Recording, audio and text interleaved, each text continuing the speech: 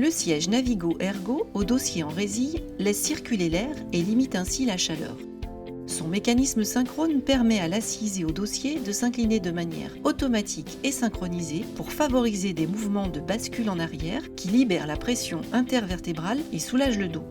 L'intensité de la bascule est réglable grâce à ce volant facilement accessible. On tourne vers l'arrière pour plus de souplesse pour un gabarit léger et vers l'avant pour durcir la tension pour un plus gros gabarit. L'assise se règle en hauteur en pressant cette manette vers le haut. Afin de ne pas bloquer la circulation sanguine dans le creux du genou, les pieds doivent toucher le sol ou s'appuyer sur un repose-pied et les genoux doivent prendre un angle d'au moins 90 degrés. Ce siège dispose d'une glissière d'assise pour régler la profondeur d'assise et assurer le soutien de la cuisse sans couper la circulation sanguine. Le dossier est réglable en hauteur par crémaillère. Pour retourner au premier cran de hauteur, il faut monter le dossier jusqu'en haut et choisir le cran qui positionnera la partie bombée du dossier au niveau du creux lombaire.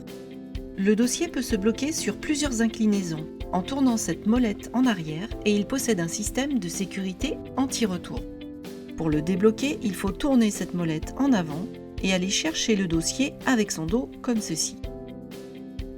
Ce siège est équipé d'un soutien lombaire rembourré et réglable en hauteur.